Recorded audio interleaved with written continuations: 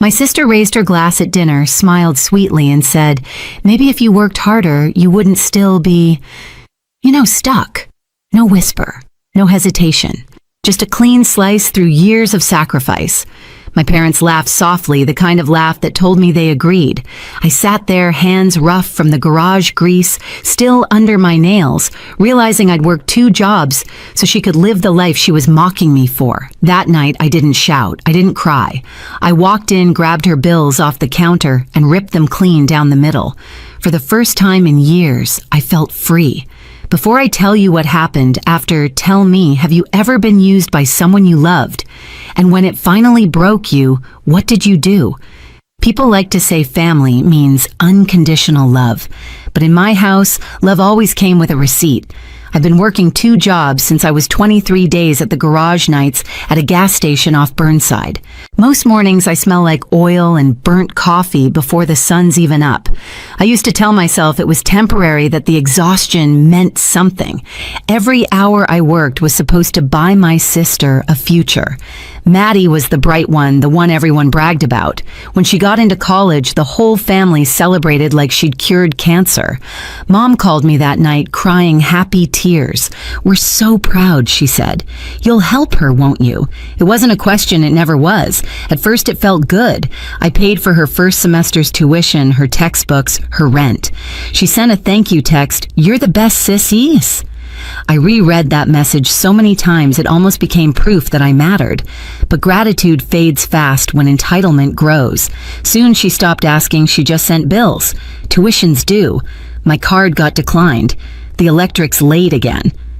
Every message started to sound like a command. I'd open my banking app, move the money, and tell myself she'd pay me back after graduation. But deep down, I knew she wouldn't. While I skipped meals to keep her lights on, Maddie filled her feed with rooftop dinners and designer bags. Hard work pays off. The first time I saw that caption, I laughed out loud, the kind of laugh that hurts your throat. I showed Miguel, a coworker at the garage, one of her posts. "She doesn't appreciate you," he said, wiping sweat off his neck. "You're breaking your back for someone who's breaking your spirit." I told him he didn't understand. "She's my sister." He looked at me for a long moment, then said quietly, "Exactly." That night, I got home around midnight, dropped my boots by the door, and opened the envelope with her latest rent notice. The amount circled in red was higher than my monthly paycheck. My stomach twisted. I thought about how many oil changes it took to pay for her weekend brunches. I told myself I'd say something, set boundaries, but the next day came and I didn't. Instead, I wired the money again because that's what good sisters do, right? We hold the line until it breaks us. But something in me was starting to splinter. Every shift felt heavier, every dollar smaller. I could feel a storm building, quiet but steady under my skin. And the thing about storms is they always find their moment to break. It started small, the kind of moments you could almost excuse if you wanted to. Maddie called one night, her voice sugar sweet but clipped. "Hey, the landlord raised rent again. Can you cover it till next month?" I was in the garage, halfway under a pickup, my phone wedged between my shoulder and cheek. "Didn't I just pay last week?" She sighed like I was inconveniencing her. "Yeah, but this is different. I'll pay you back, promise." She never did. That's how it always went. The emergencies never stopped. They just changed names, textbooks, new laptop, car insurance, a little extra for groceries. I wanted to believe she was struggling, but each lie came dressed in designer clothes on her Instagram feed. Every post felt like a slap, cocktails on rooftop bars, weekend getaways. The caption, "Manifesting abundance." I didn't confront her. Not yet. I was raised to keep peace, not start fires. But the peace was starting to choke me. Miguel noticed first. "You look dead tired," he said during lunch break, handing me a bottle of water. "Just long hours." He tilted his head. "You still sending money to your sister?" I didn't answer. He didn't need me to. He shrugged. "Some people only love you as long as you're useful." That line stuck in my head for days. Then one Sunday, I called home. Mom answered cheerful as ever. "Maddie says you've been a bit short with her lately." "Short," I repeated. "I've been paying her rent, Mom." Mom's tone sharpened. "You know she's in college. You should be proud she's doing so well. She needs you." The guilt rolled over me like a wave. Somehow, even after everything, I still wanted her approval. But something cracked the night Maddie called about her study abroad plans. Paris, she said, like the word alone justified the price tag. It's a once-in-a-lifetime opportunity. You'll handle the payments, right? I froze. Maddie, I'm barely keeping up as it is. Oh, come on. It's not like you have other expenses. You don't even travel. That one hit harder than she knew. My silence stretched. She laughed nervously. Don't be so serious. You're the practical one. You always figure it out. When the call ended, I sat there staring at my grease-stained hands, the same hands that had paid her way through every dream she'd ever had. And suddenly I hated them, not because they were dirty, but because they'd built a life she used to look down on. I didn't know it yet, but that conversation was the beginning of the end. The night of the family dinner, I almost didn't go. Miguel told me not to. You already know how it's going to be, he said, tossing me a rag to wipe the oil off my hands. He was right, but guilt wins over instinct. It always does. When I walked into my parents' house, it smelled like rosemary chicken and something expensive like perfume that didn't belong to anyone who'd earned it. Maddie was home for the weekend, glowing with that new brand confidence people get when they've never had to worry about a bill. She hugged me like it was a performance tight enough for everyone to see, but hollow where it counted. Dinner started harmless. My dad asked about work. I kept it short. Mom asked if I'd been saving up for a house yet. I said, trying. Maddie rolled her eyes. You've been saying that for years. Then she turned to her phone, showing my parents photos of her trip with friends. Next stop, Paris, she said, like she was announcing her own coronation. Mom clapped her hands. Our little traveler. You'll help her, won't you, Helen? The words landed like a command, not a request. I swallowed hard. Maybe it's time Maddie got a job. That's when she looked right at me and smiled the kind of smile that cuts without drawing blood. Maybe if you worked harder, you wouldn't still be, stuck. The table went silent. Forks froze midair. My dad shifted uncomfortably. Mom stared at her plate. Nobody spoke. I stared at my sister, really seeing her for the first time, not as the girl I'd raised and protected, but as the woman who'd built her self-worth on my exhaustion. I forced a laugh, but it cracked halfway out. You're right, Maddie, I said quietly. I am stuck. But not for much longer. I finished my drink, stood, and placed my napkin neatly on the table. Dinner's on me tonight, I said. It's the last thing I'll ever pay for. Mom gasped softly. Maddie frowned, confused. I didn't explain. On the drive home, I kept replaying that moment, every sound, every look. The silence had said everything. Their comfort mattered more than my dignity. When I walked into my apartment, the weight finally hit me. Years of double shifts, sleepless nights, and quiet resentment all pressing down at once. My kitchen counter was buried under her unopened envelopes, rent, tuition, utilities. The proof of my servitude.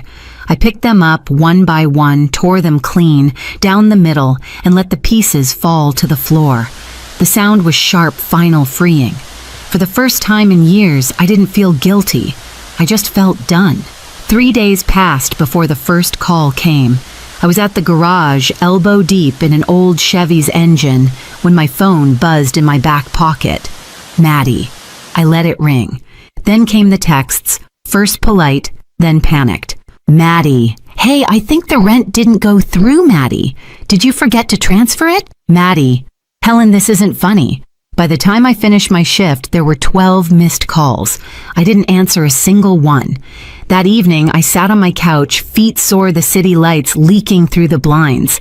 My phone lit up again. I finally picked up, not because I owed her anything, but because I wanted to hear her voice when she realized the truth. Finally, she snapped. Why didn't you pay the rent? Because it's not my rent, I said simply. What? You can't just...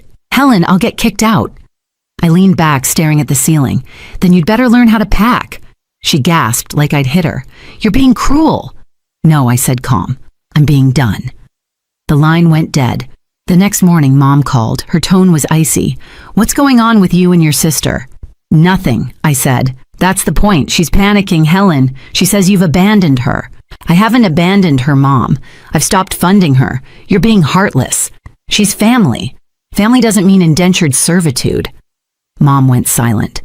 I could hear Dad in the background muttering. We always knew she'd turn selfish. I hung up before the words could land. By the end of the week, Maddie's desperation had turned theatrical. She showed up at my apartment door without warning, mascara streaked hair undone, clutching her phone like a weapon. You can't just cut me off, she said the second I opened the door. I just did. You don't understand. I have bills, classes, a lease. I folded my arms. You have responsibilities. That's new for you. Her lip trembled. I can't move back home, Helen. Mom and Dad can't afford it. That's not my problem anymore. Her voice cracked. You're supposed to help family. I did, I said quietly.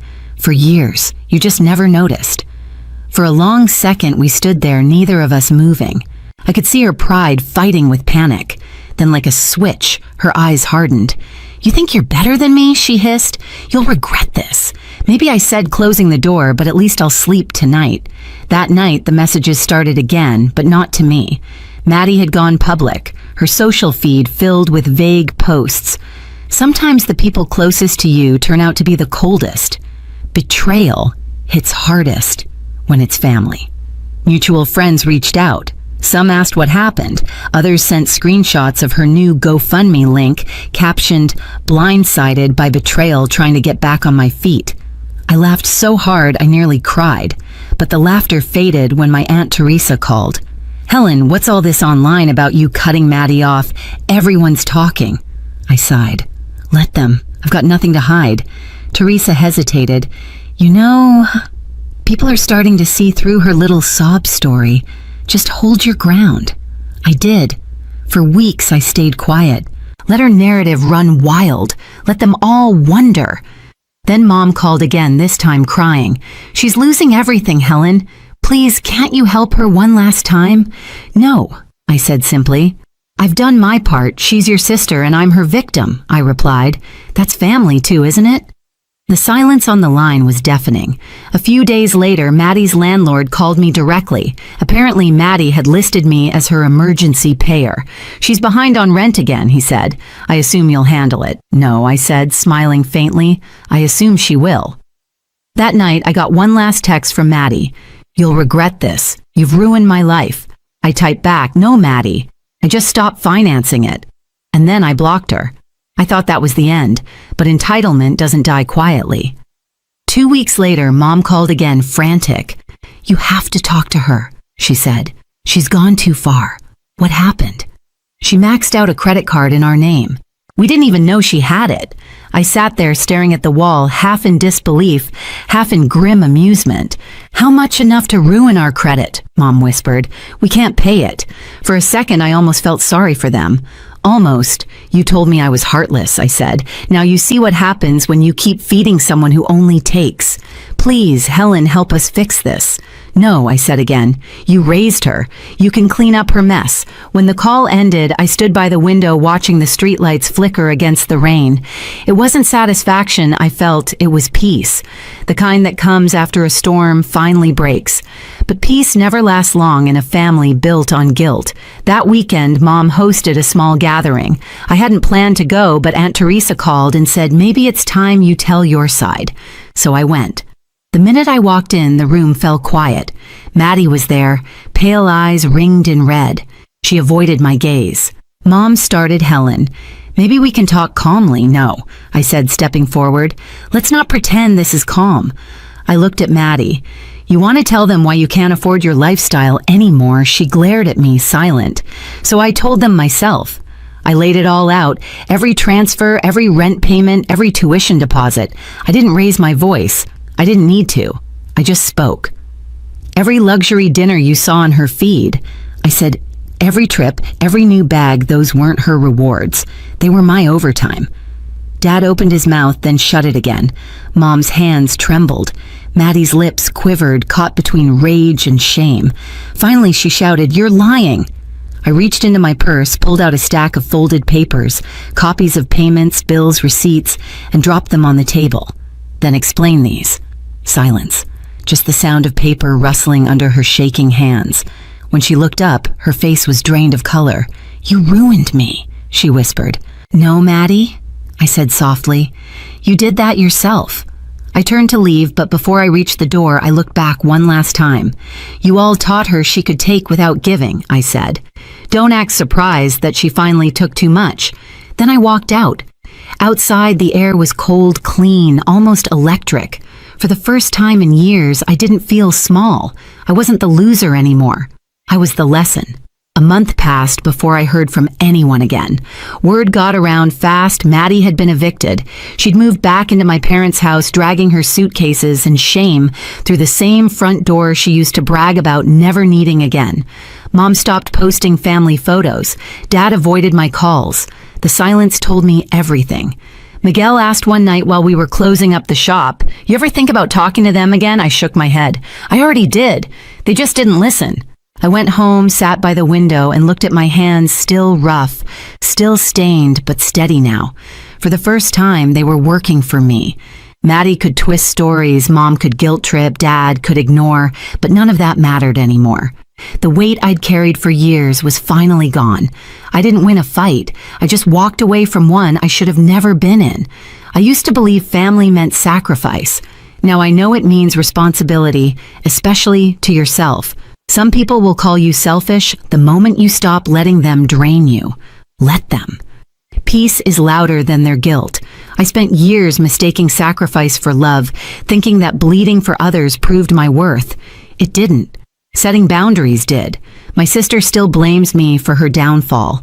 My parents still whisper that I changed. Maybe I did because this time I chose myself. If you've ever been the one holding everything together while they took you for granted, I see you. Tell me, what was the moment you finally let go? And if this story hit home, stay a while. There's more to tell.